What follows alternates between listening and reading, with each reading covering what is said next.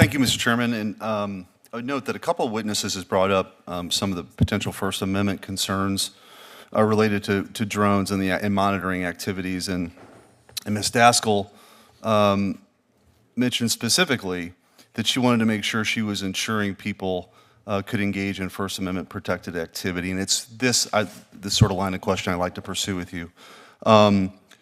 Did you, in your time at DHS, co-chair the Biden administration's Disinformation Governance Board? No, I was not the co-chair of the governance. Did you write the charter?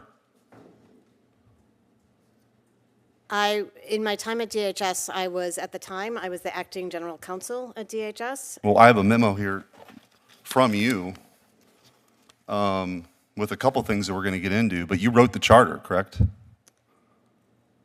I was, as I said, Senator, I was in a general counsel role, and in that role, everything came through. Did you have a role in picking Nina Jankowicz to be the executive director of the Disinformation Governance Board?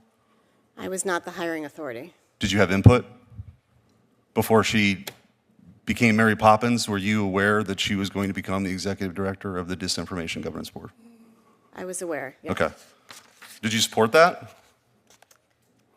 I am not going to get into internal conversations. Okay, well, we'll get into, how about some public documents here? Let's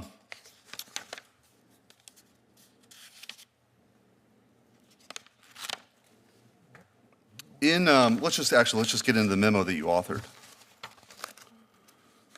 On January 31st, 2022, you authored a memo to Secretary Mayorkas asking him to sign off on the charter that you authored. In that charter, there's a few things that you were trying to address, to dispel as relates to misinformation or disinformation relating to the origins and effects of COVID-19. Is your position that it would have been appropriate for the government to work with social media companies to censor points of view that maybe COVID-19 originated in China?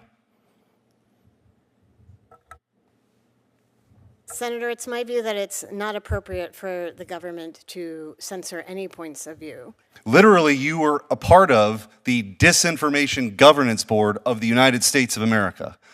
My contention is the Orwellian name of Ministry of Truth was already taken, so the Disinformation Governance Board slid right in, and you were a big part of this. I mean, you wrote the charter. You'd also wanted to censor views and dispel disinformation about the efficacy of masks.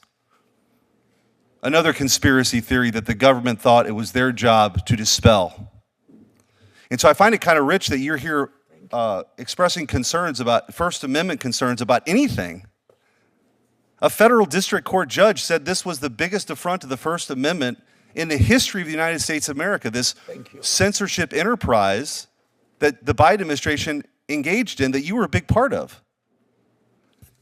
I want to ask you also about, in that memo that you wrote, attached to the charter, there is a proposed time schedule with Twitter. For April 28th, 2022, you were going to meet with Twitter executives, including Yoel Roth, who by the head of site integrity, to discuss, it's noted that Nick and Yoel both know the Disinformation Governance Board Director Nina Jankowicz, and the purpose was for them to become more involved with the Disinformation Governance Board analytic. Were you at that meeting? I do not recall that meeting. You don't recall? Well, it turns out that Twitter actually became very involved in your efforts, didn't they? I was not engaged with Twitter on these efforts. Okay. Well, they were engaged in helping dispel the Hunter Biden laptop as, quote unquote, a hack and leak, Russian hack and leak operation, which was cited, by the way, in the charter of things to address. COVID-19 conspiracy theories. I just think I don't have a lot of time, and we could do a whole hearing on this. But as Missouri's Attorney General, I happen to bring the lawsuit Missouri versus Biden, which is why I'm so familiar with your efforts.